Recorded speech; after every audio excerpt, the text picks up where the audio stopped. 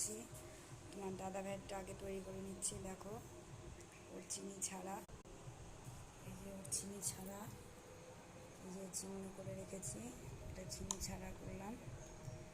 আর আইসক্রিমের মধ্যে কী কী দিয়েছি, আইসক্রিমের মধ্যে দিয়েছি তরমুজ, বাদাম, নারকেল, টক দই,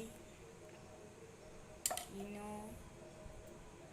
কালকে করেছিলাম শুধু টক দই আর বাদাম দিয়ে, তো আজকে মনে হলো আলাদা মতন কিছু করি, আলাদা কিছু দিয়ে। তো আজকে তরমুজ ঘরে ছিল, ওই কারণে তরমুজ দিয়েছি।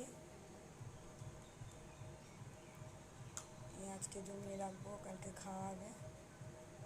ভালোই লাগছে খেতে, খারাপ লাগছে না।